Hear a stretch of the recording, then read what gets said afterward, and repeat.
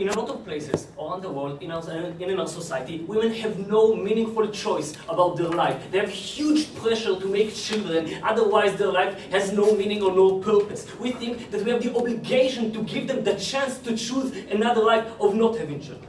And even if you don't believe it, we also think that one of the biggest problems of most of the countries is overpopulation that comes because of the pressure to make as much of the children, and countries have the obligation to protect themselves and save the people who are actually alive and give them and fight the overpopulation. Opposition will need to win both those arguments in order to win this debate, because each one of them is enough for order to us to win. Okay, we'll have 3 points. First of all, why there's so much pressure. Secondly, why children are bad for women generally, and thirdly, why it makes a lot of harms to our society and around the world. Okay, so what is our mechanism? We are first of all going to have campaigns that go against having children or showing the benefits of not having children in your life. It's going to be mostly in places where there is overpopulation, a lot of children. We're talking about developing countries where there's a lot of children to every family. We're talking about poverty and poor places, poor economical places, when you have 5 or 6 or even 7 children to every family. We're going to have tax breaks and actually money given to families that have less children or no children at all. The more children you have, you're going to have less money. Okay, and who do we think it's actually going to affect? It's all going to affect about middle income women in France that have 1.5 child, because first of all, this is not where we're going to focus our attention, and secondly because the economical incentive is not that hard for them. They already have the narrative and they can have without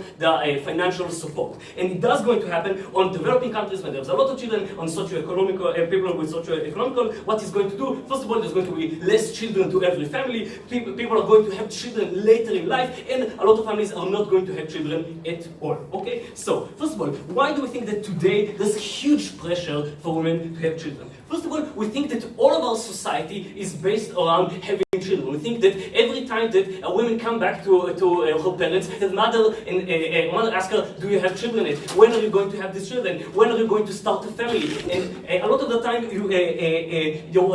all of her friends that she grew up with are having children when they are young, and they're asking her and then showing her the little babies, and they're starting to, and she feels that that something is wrong with her if she decides not to have children, not to be a part of that. Secondly, we think that there's an economic pressure today to have children. What are we talking about? We're talking about the country that a lot of the time gives more money to people with families and with children, and the more children you have, you get more money. And a lot of families just think that it's better for them to be one of those, to get this money and make the children. Secondly, about the whole families. A lot of the time, when the family decides who to give the house or who to give more money, they're giving it to the children of them that have more children, because I think they need it more, they deserved it more, they sustain their family. It means they have huge economical pressure to be the ones who have the children, otherwise they don't see themselves. And lastly, we just think that it's very hard to see yourself without children today. We can, because every movie, every friend, every family, the family that you grow up with, that you live in a family that had children, and it's a lot of time, a lot of children, and this is how you see a normal family in your image.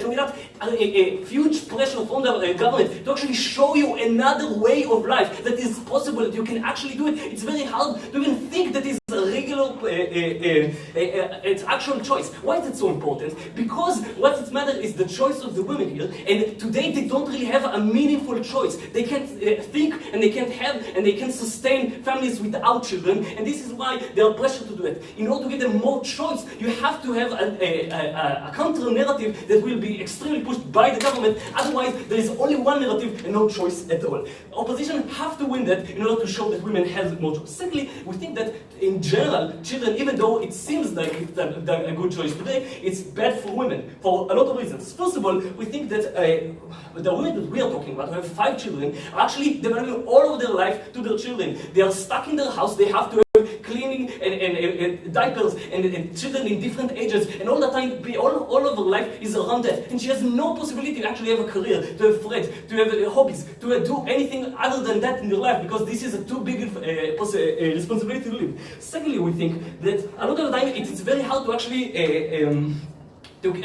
change. Yes, clarification. Okay, is this like, who's doing this? Is this the feminist movement? Is this the government? This is all of the government in the world, mostly in the developed world or countries where there is overpopulation. In the West, we think that the ability to actually do it is there's not a lot of difference, because there already is the narrative, and there's already most of it already happening. Okay, so secondly, we think it's very hard for women to actually have any kind of economical process by it. Okay. Secondly, a lot of time, because of the children, they are stuck in a house with their husband. A lot of time he's a drug, a lot of time he hits them.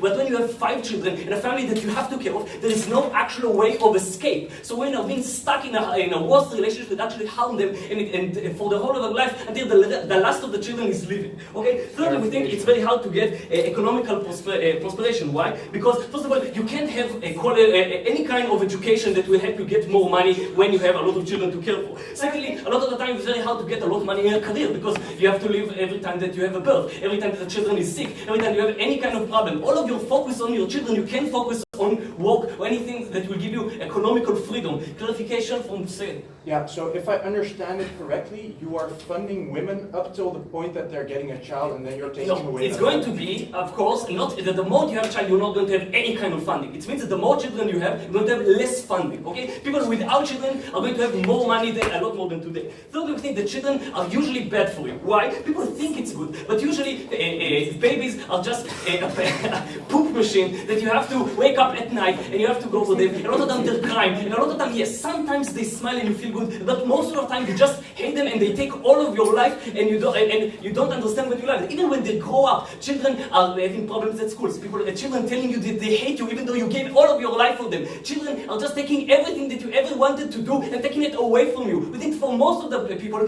children is just a bad influence. Lastly, let's talk about society, because we think that most of the problem is that a lot of the places don't have enough infrastructure to help to the amount of children that we have. We don't have enough sewage, we don't have enough hospitals, we don't have enough schools. It means that in most of the places that you're talking about, children are out of the street. Children have diseases because you don't have enough sewage to take care of all of those people. It means that countries are collapsing and there's a huge unemployment just because there's so many people and they can't really build enough infrastructure to help them all. In order to help everyone in the country, you have to make most of the people have less children or no children at all in order for us to give the basic needs, the majority needs. We show you 2 huge problems, 3 actually, problems in the world. Please, opposition needs to solve all of them in order to win this debate. Please propose. Thank you very much.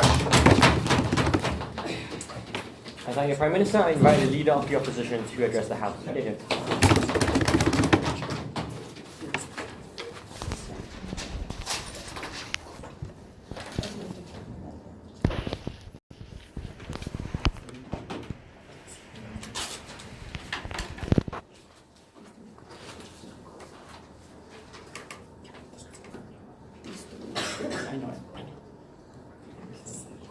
As a woman who doesn't want to have children herself, I find the characterization that we get from OG really strange, frankly, right? This idea that the only thing that babies do is just like poop on you, they're useless, why would anyone want them, is really unnuanced, right? I think there's a lot of people who do want to have kids, even if that's not me, and they should be empowered to make that choice.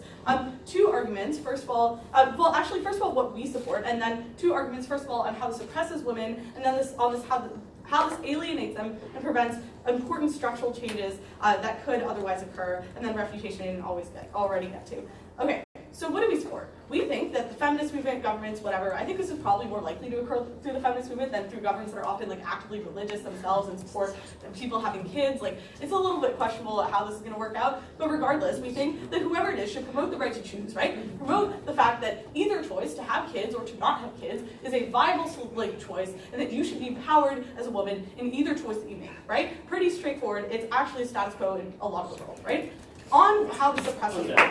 No. So why do you think some women might choose to have kids? Because it's important to establish in this debate, since they seem to think this isn't real. I think religious and cultural norms makes people feel like they really want to have kids because either it's something their God told them they should do, or something that's a cultural practice in their community. But it's also just something that I think people find fulfilling, right? Because if you come from, like, the idea that you can leave a legacy on this planet and influence the next generation in the most powerful way, that you can have the power to make a change that'll go for generations and it pretty much infinitely in terms of like the legacy that you leave like genetically after you die is something that's actually meaningful to people on a very fundamental level. It's not meaningful to everyone, but it is to certain people, right? We also think that there's a desire to connect with the person and nurture them on a deeply personal level, right? None of this is comparable to any other thing like a friendship, right? No, because it's something that you are the most important actor in that person's life, especially as a mother. Like, that child sees you in the most special way, you have the most special bond, and I think that people do seek that out in many cases, and they're justified to do that, right? That's a deeply fulfilling connection that you cannot access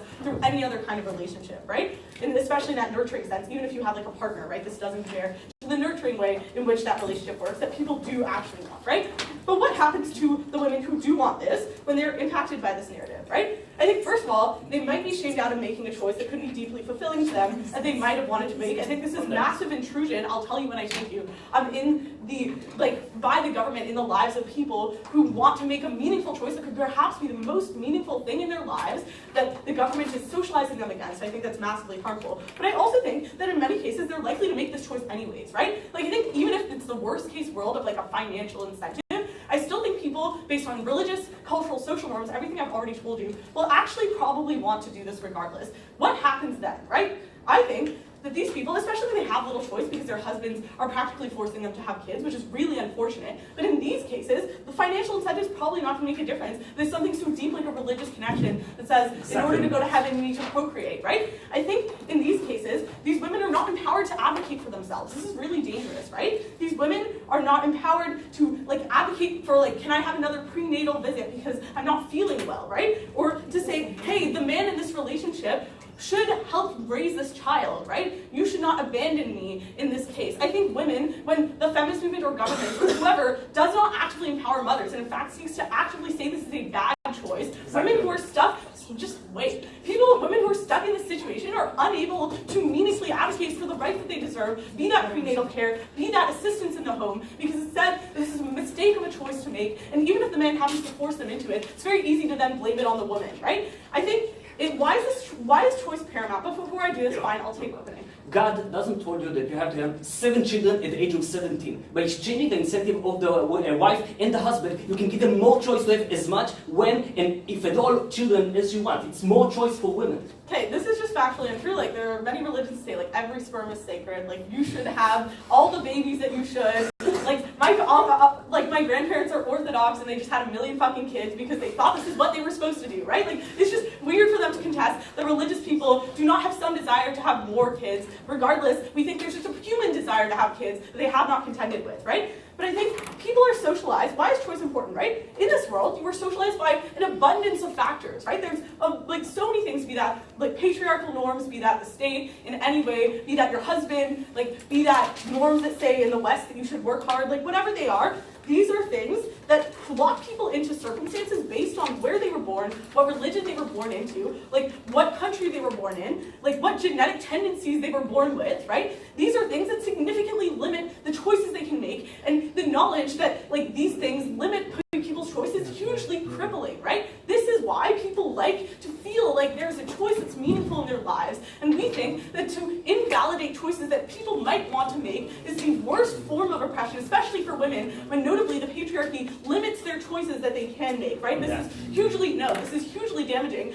When the nature of oppression is the limiting of choices, this is the further limitation of people's ability to at least feel like they are making a legitimate choice, even if they are not, which we think is hugely fulfilling to people. On alienation and advocacy, right? We think these women who have little choice are the most vulnerable people. They often live in places that are insular or religious. They often need access to things like feminism and advocacy, right? These women are now pretty much I think if they do participate in this, notably, they will be excommunicated from their communities. Even if there's a financial incentive, in many places, they're just going to be, if they refuse to have children, their husband wants them to, regardless of economic incentive, I think they're going to be, hugely hurt. But I think if they actually opt into this is really bad, right? It hurts the capacity of institutions to be willing to provide rights to them, right? Because if we can say it is your fault that you made this mistake, that you as a family chose to have this kid, or you as a woman, there's no incentive to advocate for things like having health care, right? Maternal health care, maternal leave, child care, things that actually liberate women in these cases. It's now easy to point to these women and blame them for their own oppression. That's the worst impact in this debate. But what did they say, right? They say you can do this in overpopulated places, not like France.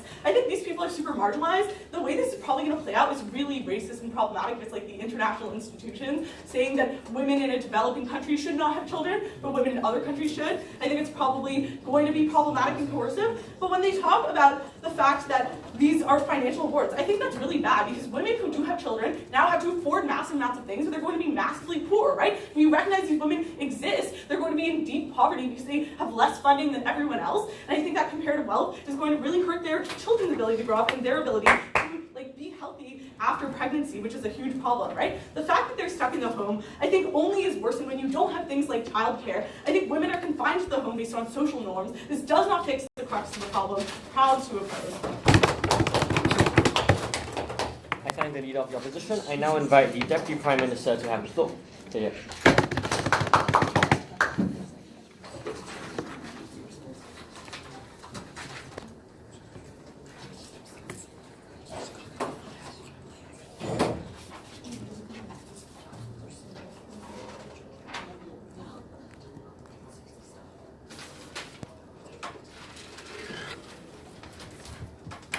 We firstly want to clarify that there was an extreme lack of engagement from the opening opposition. Amichai is giving you many points on why it destroys the country's infrastructure that were not analyzed, not rebutted at all by the opposition. More than that, when they talk about choice, they also disregard anything that Amichai said. Because they say they support that the country is going to be neutral, not support anything and tell that both of the choices are important.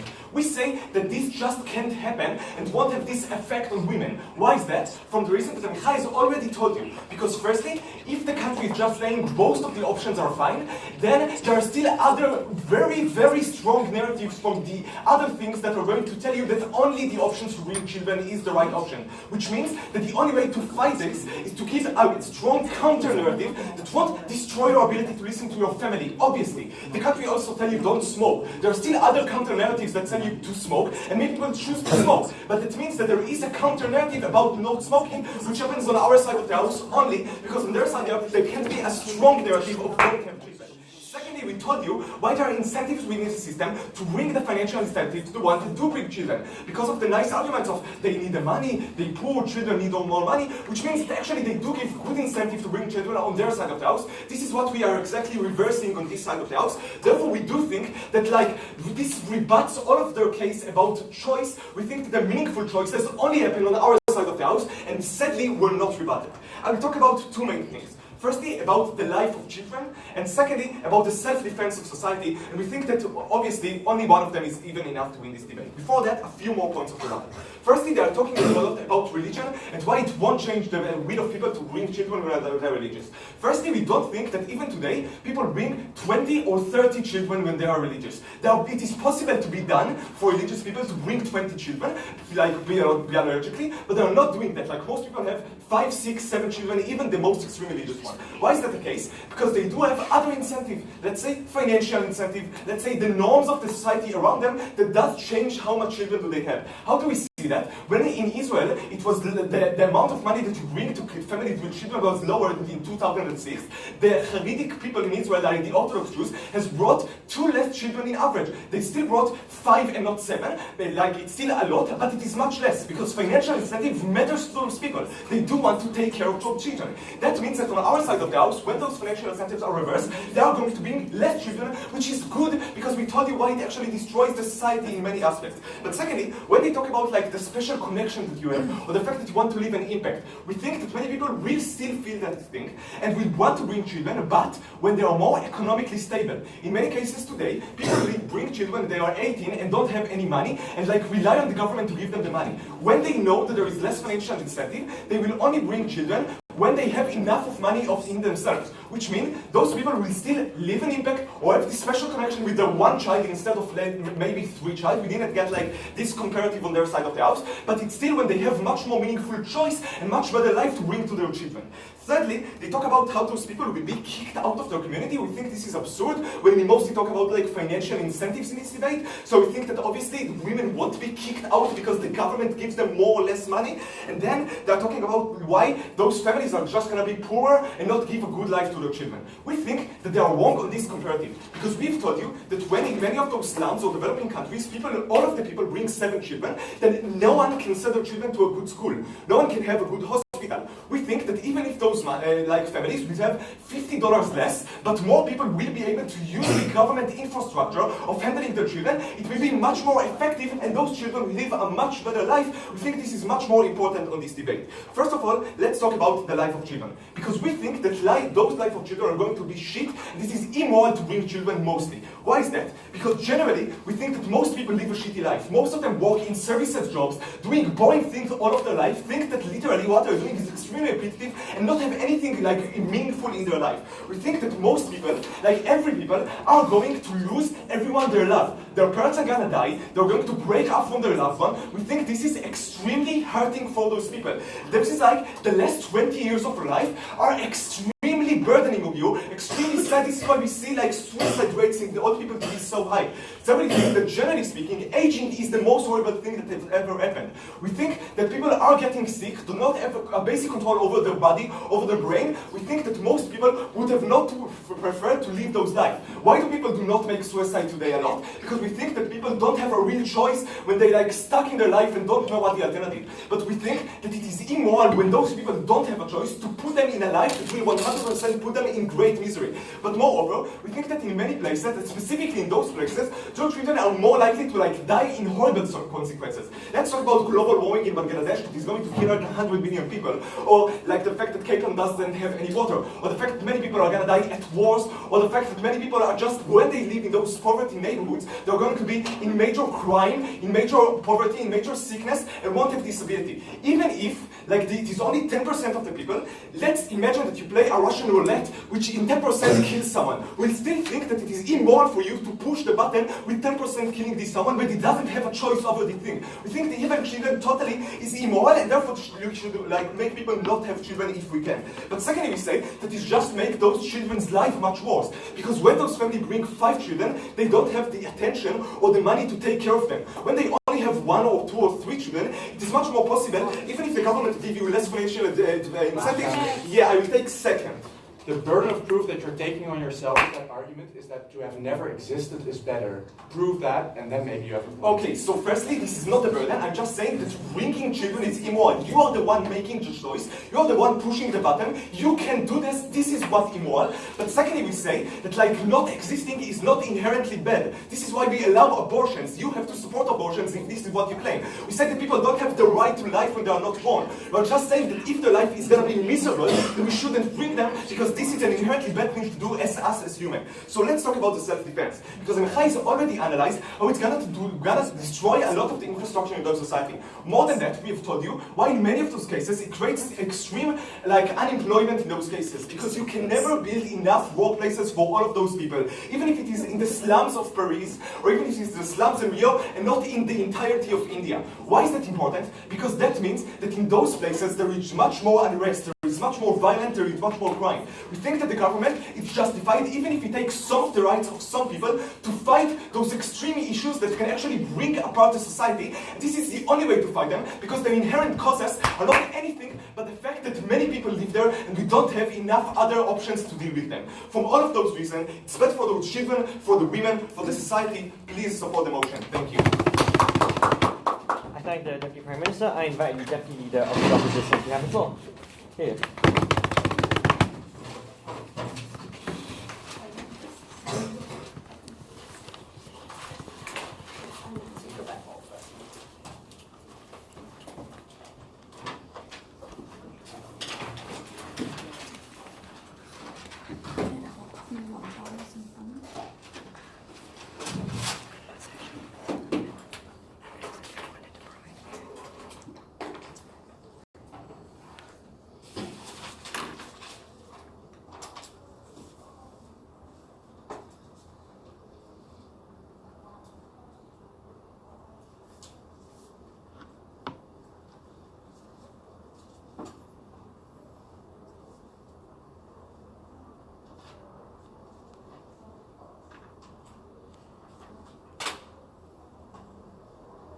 It's honestly a shame that when opening government points out problems in the world that exist, like things like kids not having enough education, or like not enough schools, or women not having options, that they choose to spend government funds into like shaming those women away from having kids. Note that then if they have kids, those kids won't have the money to be raised properly, but instead not putting that money in towards things like schools, towards things like healthcare, towards things like, I don't know, at least like spreading contraception and sex education, for God's sake. Like, I just can't understand why they think their model is going to solve any of the problems that they talk about, given literally their own argumentation. So first, reputation, and then rebuttal. Like, a lot of Mikhail actually dealt with a lot of their case, a lot of it was integrated. They didn't really respond to that, but I'll be engaging anyway. So what do we hear out of the PM? First, we hear this idea of overpopulation as a framing this debate. They tell us that they have to win either the overpopulation argument or this argument about like women's lives, and that either one can win debate. Note that this is like very poor burden setting, right? Like at the point where they try and tell us that practical harms allow us to restrict women's autonomy. This, like, I have a lot of responses to this. First of all, this would basically, like, the extension of this principle is that if you could force, let's say having children was the best outcome for women for the world, and everyone agreed that this was the best practical outcome, then by their logic, we would force all women to have children and they could win the debate only to prove that these are practical outcomes that are better for the world. We would tell you that at the point where you massively undermine people's autonomy, that is something that should be respected, given that autonomy is the basis for people to literally exist and live their lives, and even if you can create some utility from like forcing people to do a certain thing, we would tell you that that undermines their human value and that you ought not do that, right? I think at the point where like forcing women to bear children for societal good would be obviously considered wrong, we should also conceive that like forcing women to limit their autonomy at the point where they can have some vague societal good, which we tell you can be achieved through other means, is also wrong and poor burden setting. But then they try and tell you that look, there's this pressure to have kids because they're economically viable. They just assert this, but I would tell you that kids are actually very expensive, right? You have to raise them, you have to feed them, you have to send them to education, you have to take care of them and house them. Note that all of these things don't necessarily guarantee a return because you don't know how your kid is going to fare in life, right? So at the point where that's already an economic incentive not to have kids, I think people have kids for reasons that aren't economic, right? Yeah, I also would tell you that at the point where you have children, for whatever reason, right? I'm going to tell you there's a couple reasons. Things like maybe you just didn't have access to contraception, maybe you didn't have things like education, maybe you just didn't have a lot of other prospects than being a housewife, or because your husband is telling you you must, or in worst case, things like assault, right? I think in those cases, then once you have children, we think that it is the absolute worst outcome if you're not able to raise that child. Why do we think you'd be less likely to raise that child under their model? At the point where you have such little funds, like because, I don't know, you're already not someone who's very wealthy, and then the government is also going to, like, I don't know, their model's kind of vague in how you would like take away money from people or not award them funds. I think that you're just less capable then of giving those funds to raise your kid well, to send them to a good school, to give them healthcare, all the things that they say are good. So then, secondly, they tell you that, look, you can't, like this, we need a counter narrative, right? This is the problem, because otherwise women will do certain things. And in the DPM, we hear this example about smoking, which I actually think works for our side, right? Because look at government campaigns against things like drugs and smoking. The reason that they're so ineffective is because counter narratives, look, you don't have to say PYLCU, is the fact that they're counter narratives that come from entirely different voices, right? Like you're not dismantling the religious institutions, the cultural institutions that tell you that having a kid is the most good you could do with your life as a woman. You're just telling as the government that you ought not do this. What does this mean, right? This is the equivalent of two different actors telling you you should do things, but the same actor isn't changing their perspective, right? The pressures that existed on you aren't disappearing. This is why peer pressure is still very effective at getting kids to do drugs and smoking, because people still care about their friends. Their friends are a lot closer proximity to them than the government sending ads to them, right? I think the same thing applies with children. When your community, people who raised you, who've loved you their entire lives, who are your source of emotional comfort and support, are telling you that having kids is something you ought to, just because the government says that you shouldn't, a much more distant actor who is like, you're already being shamed in a different way from this one source. At the very least, you're going to be confused. But we think what's likely to happen is you're just going to go with the actor who's closer to you, who you have more comfort and trust in, i.e. not the government, who's often also like not necessarily the most reliable actor in a lot of the countries they're talking about, right? So then, secondly, we would tell you that when they like talk about things like how there's harms to the how this hurts society, right? I would tell you that kids are also useful to drive the economy, right? It's not kids in and of themselves who are harmful, right? I think at the point where kids can be a part of the labor force, they can actually help in things like industries, like be innovators, all those things. But what we would tell you is the problem is the lack of education in those things. So I would ask then why they're not trying to actually build more schools and educate more kids at the point where that's the problem that they've identified. So I think that also, when they tell you that kids suck, look, kids are actually meaningful to a lot of people who don't have much else, right? I think if they acknowledge that people are in disparate circumstances, being able to connect with someone and nurture them is often a form of fulfillment that isn't as terrible as they try and paint it out to be, but we don't think that they should make a judgment on whether it's good or not. So then, look, they try and tell you that people aren't able to take care of too many kids. We're just saying they should have less kids. Note that this isn't their burden. The motion says encourage women not to have kids. They think they hugely short this. But then, what are they telling the DPM? I think they don't respond to a lot of Mikhail's constructive about the ways in which now it is the woman's fault, right? Because at the point where the government has told you shouldn't have kids, you shouldn't have kids, then I think what happens when you do have kids, right? I think that it becomes, why did you have a child? You are hurting society. You are the reason for our economic problems. And note that this is never going to be placed on the man, right? At the point where the woman is the one who bears a child and gets pregnant, we see this with the way the rhetoric around abortion works. I think you're far more likely to see things like child care vote because now it's no longer the government's responsibility. Yes, I'll take back after you, POI. Yeah, sure. So you guys talk about how women tend to get blamed around. They're going to get this kind of support from this kind of blame from the government. If it's true that right now the people that get the most blame, which we think is true, are people who can have children, people who, for example, are lesbian and aren't going to use IVF, aren't we supposed to protect those people the most, given that those people are the ones that get blamed the most right now? I don't think that's true, right? I think that if you acknowledge that this norm will be powerful, then equally, the women who are affected by this norm, i.e. women who do have children, will be, like, in order for their benefits to come, unless you want to knife OG and say those benefits don't exist, I think necessarily you have to shame those women as well. Why do we think that women will still have kids anyway? I think that there's things like lack of access to contraception, right? Even if you try and provide it, things like lack of education means people don't know how to use it. I think that often means that people have kids, even if they're in their best case scenario. But secondly, things like religious and cultural norms, right, that provide comfort and community are a lot more in proximity to you. You are going to trust more than a government that's often unreliable. So given that, they tell you that kids don't consent to be born. I think that you should not deprive people of the variety of outcomes that can come from life, right? This is the equivalent of saying that disabled people should not live because we think their lives are not going to be good.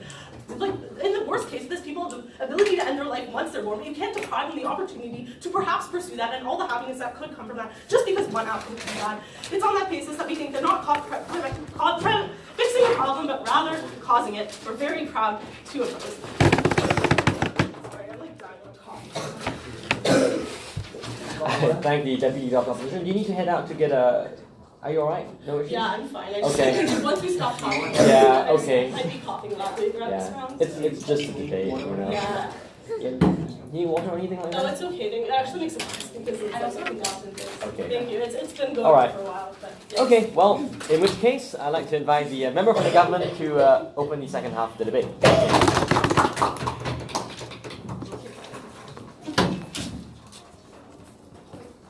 I also have cough drops. Yeah, I actually. Okay. Yeah. This is like the second month I've had this. So it's like.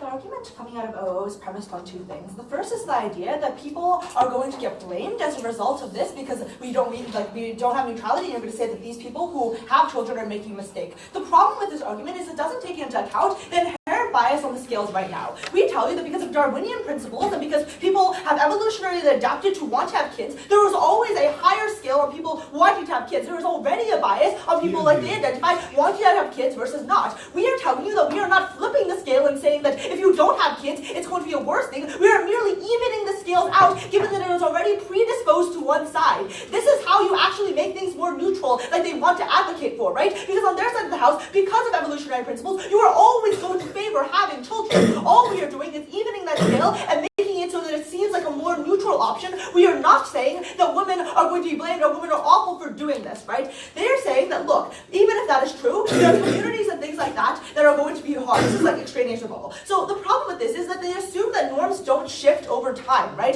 Because let's be realistic. The education that we're giving isn't going only to women. women, it's also going to men and the communities and religious institutions that are around them, right? We think that they're merely identifying a time-lapse issue. We tell you that right now, for example, the Pope, right, is becoming more and more liberal, and the things that he says now would never have been accepted 50 or 60 or 100 years ago. We think that right now, the way that we are going to do this is maybe right now, some women are going to get blamed. But we tell you that in the future, in 20 and 30 years, there are going to be far more pragmatic benefits and far more choices for these women that will vastly outweigh the maybe 10 or 15 years that this is going to happen for. But also talk a little bit about why we don't think they're going to get blamed, right? Because first of all, we tell you that when there's a financial incentive, people are more likely to shift their opinions because people care about having money for their family and people care about having money to do the things they want to do, right? So we think that there's going to be at least some opinion shift, and it is more likely that men are not going to force their wives to actually have children. So we think that they're going to shift on that side. But the second thing is, we think there's going to be education to these people as well, right? Which means that there's more likely that these women are not going to get blamed, that they are not going to have these children, and because they are receiving this education, if they do get blamed, they are certainly not going to be blamed to the same extent as they used to be, right? They say that the government is not a reputable actor, but we think that if you distribute this through, for example, NGOs and feminists, like the feminist movement, feminist NGOs that exist in the region, like they say that you should, this is going to be widely accepted in these communities, and again, it's a time-lapse issue, right? Over time, we think that people will grow to accept this message more. The final bit of extraneous rebuttal I want to do is a little bit of weighing on which populations we should care about the most, right? We tell you that right now, because of the scales that are imbalanced to favor people who have children, people who can't have children, and people who are not choosing to have children are the ones that are most disadvantaged. I'm talking about people who are not fertile, right? People who are physically unable to have children, or lesbian couples that can't afford IVF and want to adopt or something like that. These are the people that are most shamed and also the most vulnerable in our society right now because they face other societal pressures that also tell them that they're not okay. I'm going to be talking a lot about this group in this speech. So there are three things I primarily want to do. The first thing I want to identify is why we should care about these groups the most and what about the image of women makes this kind of thing happen. But the second thing I want to talk about is why people, even if they have children, will be better on our side of the house. And third of all, how developing economies are going to be able to do better as a result of this policy. First, I want to talk about these vulnerable groups.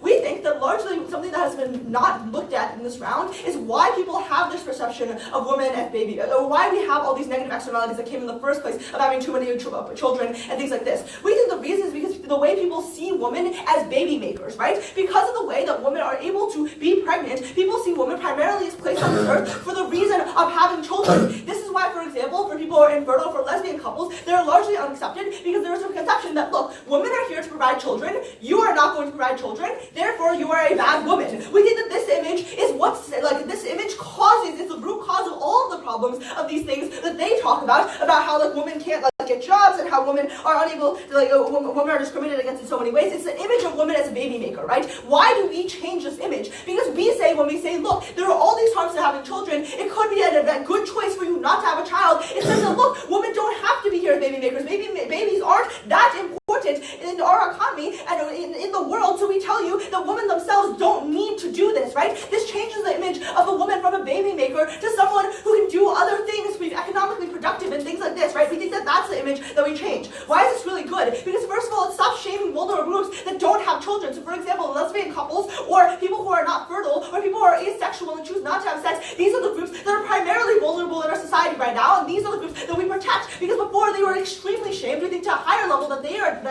identify, and now we reduce that stigma because they say that, look, not having children is not a critical part of your identity. Women are not just baby makers, there are other things that they can do, and this is how we change that narrative in the long term. But the second thing we want to talk about is why people are going to be more prepared even if they do have children. Why is this the case? Because right now we think that in a lot of cases people don't weigh the cons when they actually think about having kids, right? When we have this education campaign, we're willing to buy that some people will still have children, but we think that they will do it thinking about all the negatives and thinking about the fact that, look, children are going to cost a lot of money. Look, children are going to take a lot of time. They are going to think about that before they actually bring a child into this world, which means leads to better outcomes for those parents. It will also literally lead to better outcomes for those children as well. I'll take opening. Okay, here's the thing. You have to weigh a financial incentive against generations of religious teachings that say this is your way to heaven or hell. child using contraception is a violation of what God wants, a divine will. How the hell does that weigh up on a community structure level? Well, so I think a couple things. First of all, I think you could have trusted community members that are saying these kinds of same things. So for example, I identified how religious institutions will also get the same messaging and also the same kind of incentives as these other groups. We think they're able to change their mind. We think this is simply a time-lapse issue. Like I identified earlier, churches will change their mind in the future. And second of all, we think that these people do have financial means, right? Like religion is not all or nothing for the majority of people. We think that the religion can balance against other interests. People don't think of religion as the only thing. If they're offered financial incentives, if they're offered the ability to understand that they are not just baby makers, they're likely to have a more high chance of changing their mind than they would have on your side of the house. Cool. Second thing I want to talk about is why why people are more prepared and why this is good, right? We think that this is going to be beneficial for the life of the parents, but also the life of the children, because they are coming into families that are going to be more prepared for them actually coming in, less likely to have disagreements about it, things like that. But the final thing we want to talk about is how developing economies are going to actually get better, right? Because we think that they identify that women are not able to go into careers and things like this, and this is really bad. But it's more important than that, right? Because we think that women are the primary backbone of developing economies, because they often are the ones that are trained in traditional skills that support entire villages, so things like basket weaving or farming, and are things that support entire villages in developing economies, while men primarily go and work at factories and things like that that don't support the village themselves, right? So we tell you that when they are freed up to do this skill, when they are able to not primarily be a baby maker, but actually learn to these economic activities, these are the things that pull developing countries out of poverty and make it so that they're more able to support themselves. When you do that, you also shift the norms that they talk about, because you're actually able to get women to support themselves more, have that image of them being an economic maker, and changing that image of a baby maker as well, right? So this feeds into itself. Not only do you have that messaging, but women have that messaging for themselves when they are freed up to help their village and make the economy a better place for all those people. I thank the member from the government. I now invite the member of the opposition to address the House. Here.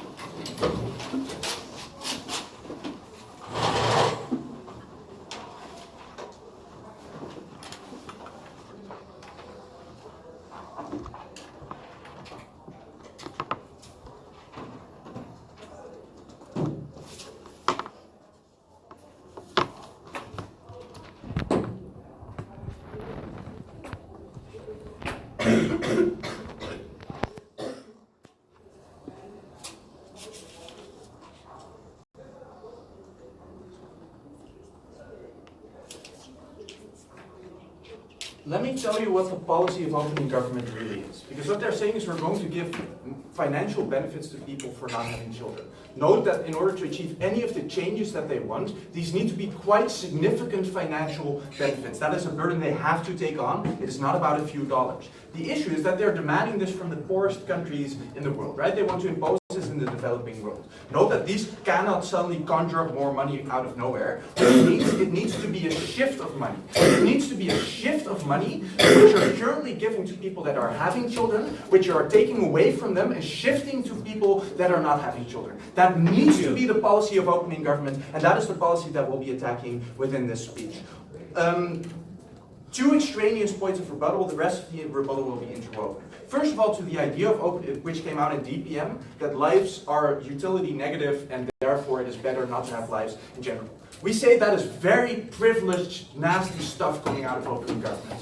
Because in reality, we say, even in poor countries, people do find love, people do find meaning in their life. Life has value in itself because that is the only thing that you're actually used to. It is not true that you only can be happy at the moment you have access to an Xbox or something. We say that is a ridiculous framing of opening government. They have to prove why it is better not to exist. That is what I asked in the POI. They said, no, but then you need to defend abortion. Well, I'm fine with defending abortion because what we're saying is that the practical implications of not allowing abortion are significantly worse because people are still going to do it, but on a black market where probably both the kid and the mother is going to die. That's the reason why we think abortion is fine. But we don't say life is necessarily utility negative. That is something they cannot defend.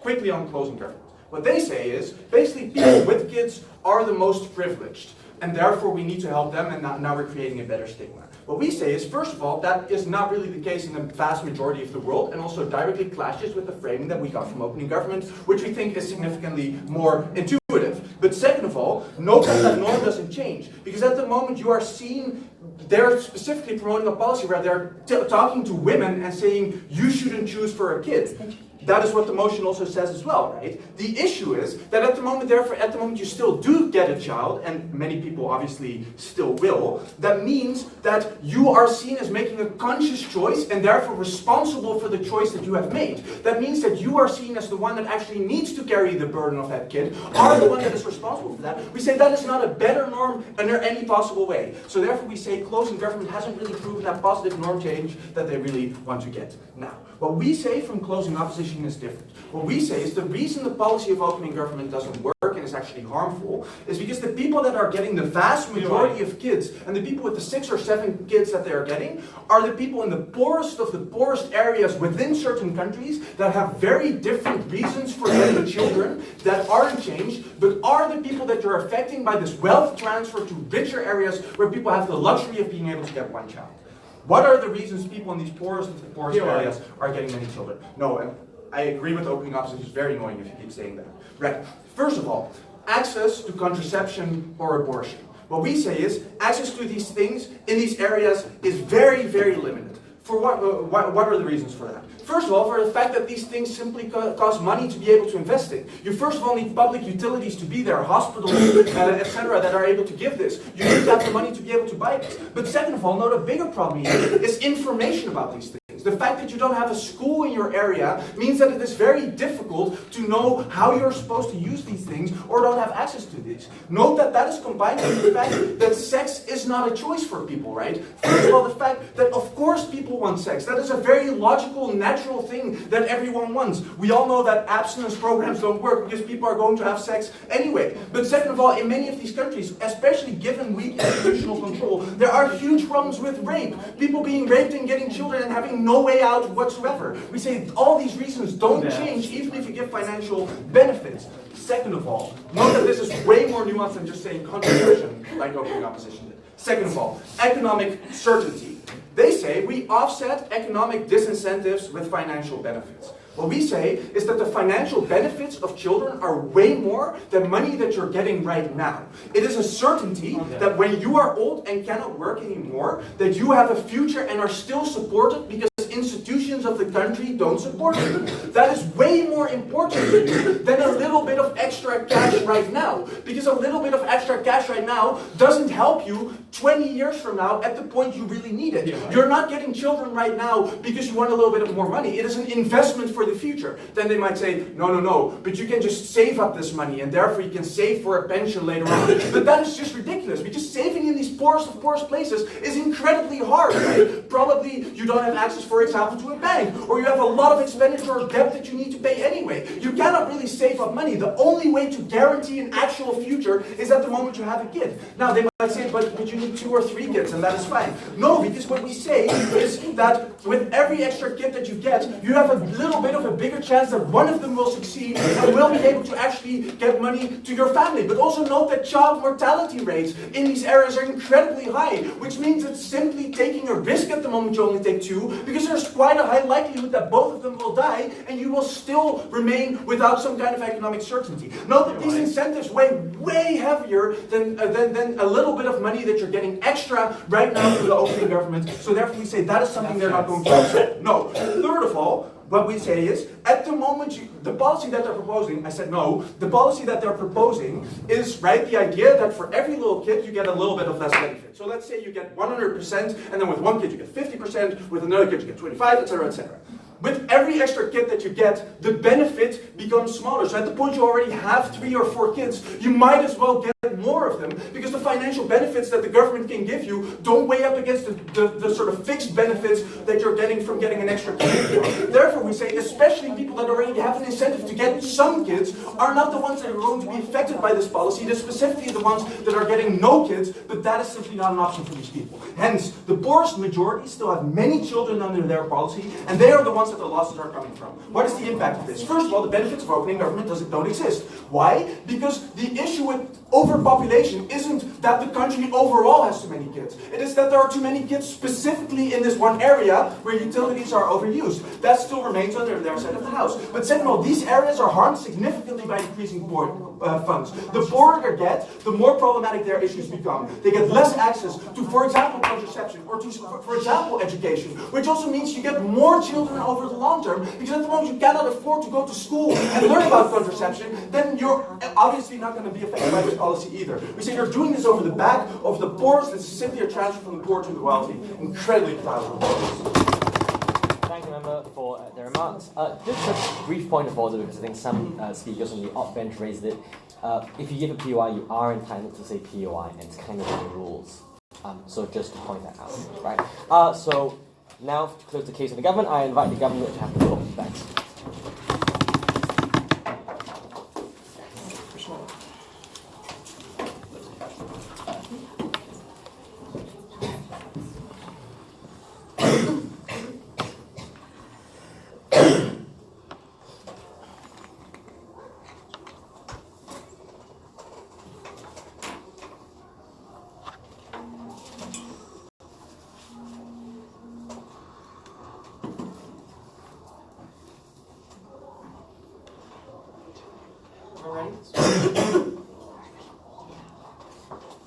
At the end of this debate, I think off-bench has been not only very uncharitable to government, but also to people as individuals. We think, mostly, I'm going to first address the extension coming out of closing government. Closing government has told us that because this is a financial transfer from people who don't have children to people who do have children, and furthermore, this pulls from the pool, this means then that access is very limited, and most of government's benefits don't flow. They need public access to contraception, that sex is not a choice for a lot of people, and that people will still have children for investment for the future. Ironically, the reason why this case doesn't stand is because they failed to address what my first speaker said at the beginning, which is we think what this ends up looking like is people will still end up having children. But what they fail to address then is how the norm currently, biologically, it pressures individuals to have children and pressures them in order to pass on their genetic line. That this is Darwinian at its core. So we are merely balancing the scales. Why is this important? Because when we do balance the scales, then we think people will still have children. So the investment for the future, the expenditures of your children, that some of your kids will die. Everything that CG says is true, but now parents will be more educated about these risks because when they do have children, they have taken these into account, and therefore those children are more likely to have better lives. Then the calculus, for parents especially, will be between 3 and 9 children. They'll be able to narrow that range and say maybe we need 5 to 6 children instead so that we can secure our retirement plan, if that is the calculus you buy coming out of GovBench. So far as that's the case, then we benefit both the families, the women, and the children, because the children have less resources being shared, have more resources shared among them, and the women don't have to work as much or provide as much for that many children because they receive that better education, right? Furthermore then, I want to move on to how we address the remaining benches out of the day. First off, we heard from opening government the two critical issues. One is the principled obligation, or principled argument essentially, that we should give them choice, and second of all is overpopulation and how overpopulation is bad. Not clear, however, as to how the mechanism for overpopulation is solved out of opening government. This is where CG clearly shows us the case. The reason why we show the case is because we told you developing economies rely on women as their backbone. When that happens, then developing economies are more, because these women are more likely to have skills and are more likely not to be working in factories 24/7 because they have the time and the ability to become entrepreneurs and develop and take microloans and help these economies lift up out of poverty. As far as that is the case, then overpopulation is a time-lapse problem because most people, when they have more wealth, but following the calculus of closing opposition, choose not to have more children. You see this in America, you see this in China, in the developing economy. When the economy is better, people don't feel the need to have more children. Therefore, as we prove that the economy is lifted based off of our key mechanisms, the overpopulation is a time-lapse problem solved by our side. Then the next thing we heard then was a principled population. It's here that I really want to address the key weighing factors that they haven't really addressed out of my first speaker speech, which who's the most vulnerable in our population? Who do we have to care about the most? And how does this stigma affect individuals? We told you that there's currently a stigma against infertile, lesbian, and other individuals who cannot have children, but also that this norm will help women more, and this norm is going to change. What did we hear out of CGS rebuttal? We heard that this is not the norm. Factually untrue. This is quite simply the norm. We told you there are biological principles as to why this is normal, why people are blamed for not having children. But they say that our policy is bad because we see it as a conscious choice. So it's not a better motion. The problem is the current standard of, oh, why don't you have kids? You should have kids. The pressure to have kids already acts as a conscious choice. Grandparents are already telling you, you made the conscious choice not to give me grandchildren. And so far as that is the case, then we think that distinction doesn't actually rebut what we say about how when we do address this norm, how in the long term the education goes to both men and women, incorrectly stated by CG, and it will go to eventually help also serve for internalized biases within women, so there will be more political action, so that governments and religious institutions will follow, given the example that the Pope has also, for example, become more liberalized over time, because that is how society has moved, and that is how norms change, which is the key thing that OO misses. Open. So, when two different sources are telling you that either you are good or bad if you do it something or don't do it, you're not going to just do away with one norm. Rather, you're going to feel like you're disappointing one source or being wrong under one source, regardless of whatever choice you make. Everything you hear as an individual is never going to be in perfect harmony. The point is, we give them more information so they can actually resolve that disharmony, right? So even if you do have a church that's saying, you must do this, and then you also have fathers who say, you must do this. The point is, there's now a government counterfactual that is telling you, this is what happens when you have 6 kids. This is what is likely to happen when you can't provide education for all of them. And then you'll be able to resolve them. But then what are they missing out of CO about how norms change? When enough people have to resolve this disharmony, then they were more likely to shift those institutions. So the one Orthodox church that is telling you, you must do this, is eventually going to stop saying this when half of their congregation, the ones who are women, and maybe some of the men too, are saying, stop telling us this will ruin our lives in the future. We are more educated now, and this is what the model solves. Going on to that then, going back to my weighing about vulnerable individuals and how does this help them the most. Largely not engaged with out of CG, and we want to talk about this more. Because the thing that is most important here is the optics of this norm. How does this end up in our world in the long term? Yes, even if you don't buy our argumentation of why these norms don't change or don't change fast enough, they fail to address the weighting presented by my first speaker about how in the long term this is far more beneficial, right? That in the long term the biological norm needs to be balanced in order to avoid all of the harms that come from overpopulation and come from the shaming of individuals who are less able to access rights. But they also fail to address how this affects all rights for lesbian individuals and infertile individuals, right? Because the problem right now is that women are seen as baby makers. The problem right now is that women are seen as their only function is to have children. We need to change that image. The primary purpose of this motion then is therefore to reverse that image. And for the most vulnerable individuals in our society, which they didn't contend, they have simply said those people aren't harmed, those individuals are oftentimes not given basic human rights based off of this impression that they aren't fulfilling their basic role as baby makers. They're not allowed to marry, they're not allowed to file for property together, they're not allowed to do a lot of things that require a successful and happy life. Insofar as that's the case, then you ought to prioritize these individuals the most. Lastly then, why do we compare over to OG? Primarily, it's because the mechanism that I previously talked about of how overpopulation is a time-lapse problem, and therefore we solve for theirs when we have developing economies that are better set up because of our ability to give women the opportunities to develop entrepreneurship. Why do we beat OO? Because primarily, they have failed to engage with the debate today about how it is that norms are going to change, but more importantly, how, even if they do decide to continue to have children, they'll be better educated for it. And for those reasons, very proud to propose. I thank the Government Whip. Now to close the debate, I invite the Opposition Whip to have the floor. Here.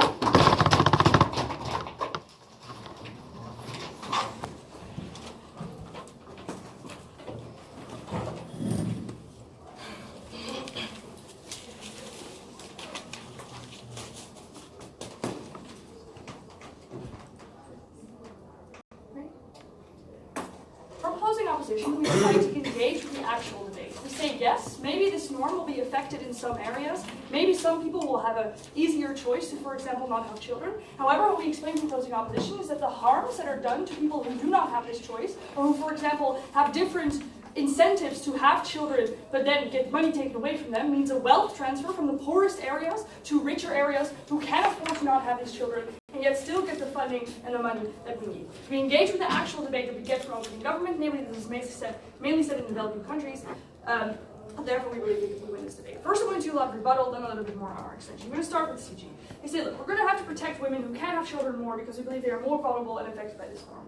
First of all, we say we just think this is a much smaller group in comparison than the group that we were talking about, right? We think the kind of groups of people who don't have the choice to have children in a lot of in the developing world is much, much bigger than a small amount of people who, for example, are infertile, who, for example, work here, right? We say that doesn't mean that they do not matter, but it does mean that comparatively, their group is harmless in overall. Second of all, we say that it's not just a shaming of these people being baby makers, right? It's often also homophobia. It's also often the fact that they can't find a partner because of the fact that that the men that they meet, for example, do want to have children, right? We say that is a problem, especially in developing nations. When you are a woman who can't have children, very often it's hard for you to find somebody who, for example, wants to take care of you because you cannot have children, right? We say those are much more harmful things than the things that they're talking about in this norm, right? We say therefore the benefit is marginal. But third of all, what David already says, and what OG says is true, that not having a child is much more beneficial to you than having a child, especially financially, but also just better utilitarianly. We say, then again, that added benefit of taking away the shaming of these women is incredibly small in comparison to the harm that the women on our side of the house get, right? Which means that our group is not only bigger, but they are also harmed more, they are more vulnerable, and in the end, the benefit is bigger if we do give them money. The second thing they say is, look, this is about a long-term benefit, right? It's about, in the long term, people are going to normalize this norm, and therefore, it won't be an issue anymore. We say, look, this long-term thing is something that happens on our side of the house as well, right? If you look at the developed world, for example, you see that people have much, much less children than in the developing world. This isn't because of some sort of shifting norm perpetuated by the government. It's because people simply have more options, right? They have more access to capital. They have more access to, for example, stand up for themselves. We say that is something that happens when you have economic stability, right? Not a norm that is perpetuated by the government, and especially not the kind of people that you are affecting are the kind of people who get stuck in a self-perpetuating cycle of poverty because all of their money at the start goes away, right? The third thing they say is, look, the image of women as baby makers is the reason that they don't have other options, right? We say if this is true, why do you specifically choose to perpetuate this norm, right? Why not, for example, the norm that women can have it all, that they can, for example, have a job and have children at the same time, right? They never explain, and then they say, oh, that's not mutually exclusive. Here's the thing, right? That is mutually exclusive, because you cannot at the same time say that a woman can have a job and have a child, and at the same time say the only way that you'll be free from the shackles of children is by not having them, right? We say, therefore, that is mutually exclusive with any kind of message they give. That is the entire problem with government bench, right? They never explain why their policy is exclusive. They never explain why you, for example, can't just spread contraceptives, can't just, for example, the wealth that we're now giving to those richer areas, why we can't just directly transfer that to the poorest people and give them, for example, access to abortion, education. Opening opposition already covers this, but we say the kind of things that I add are actually mutually exclusive, right? Because we say we give them the both option instead of just one. No. What OG says is, look, you don't know about other ways of life, blah, blah, blah. The comparative is that we at least shift the norm and we create a balance. This is what I'm going to do a group analysis, right? We say the kinds of people who are likely to be affected by this norm are the kinds of people who have a choice in the first place, right? They're the kind of people who see this norm and internalize that and then think, oh yeah, I am not able to have these children. These are people who are, first of all, probably already privileged enough to have the money to, for example, not have children. But second of all, we say, these are the kind of people that often that can react to these counter-narratives in the first place, right? These are often the kind of people who are also happy if they would have children because they can actually sustain them, because they can actually give them a happy life. We say that means, again, on a utilitarian scale, I guess you could say, that means that even though choice is a little bit limited, we say in the end, these women are still quite happy, right? So we say on our side of the house, it's much more important because you're actually not only limiting choice, because you're taking away economic ability, but you're also just making them sadder, I guess you could say, right? Less able to be able to pay for their children, less able to be able to pay for food, etc. Okay. Yeah, people don't think 40 years into the future. The fact that you might not have enough money to support your child right now, even just because you don't have child support from the government, means that our policies are effective and the infrastructure in poorer areas is going to be much better on our side of the house. Look, that's just empirically untrue, right? We see that most people in the poorest areas already don't have the ability to sustain their child. That's why child mortality rates are also so high, right? Because people know they don't have access to hospitals, people know that they don't have access to food, and yet they keep having children because, first of all, a biological drive, obviously, and love for children, blah, blah, blah, but also because they know it's a security, right? Because they know that later in life, when these children grow up, they will end up sustaining them because of this family cultural bond, right? We say people do look 40 years into the future, and I know that's quite cynical, but that is the way that it works. And we say that on our side of the house, in those poorest areas, that is the kind of choices that people are still likely to make, and therefore, that is a bad thing, right? Because not only do you keep this cycle perpetuating, which is also bad for the children that they care about, right? Because they end up having to care for their parents instead of, for example, having the kind of capital to go, for example, to school, or go, for example, to exchange, etc., that kind of stuff, right? We say that is very likely, more likely to happen on our side of the house. They also say, no.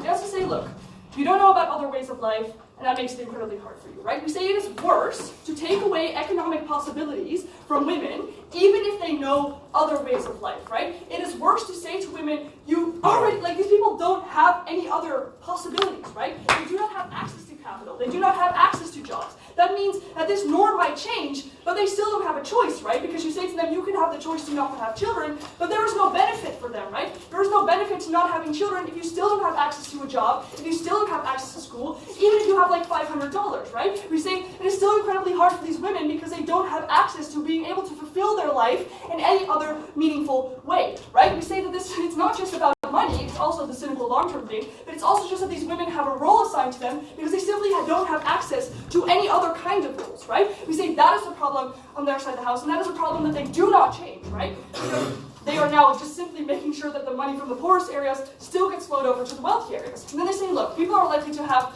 5 to 6 children instead of 7 to 8. We say, look, still, the wealth flow is still happening, right? Because they may choose to have 1 or 2 children less, but people in wealthy areas are maybe choosing to have 3 children less or 4 children less, right? We say that wealth transfer at best is equal, which means you're still taking money away from these people. At worst, it's still a harm, right? Because we say these people end up poorer, these people actually end up not being able to set up those schools, not being able to have any kind of meaningful capital, not being able to feed those children, which only causes them to have more children because they want the security that later they will have enough children to be able to sustain them. It's a self-perpetuating cycle, incredibly bad idea, but closing opposition. All right, thanks everyone for that debate. We're not going to tell you the result or why.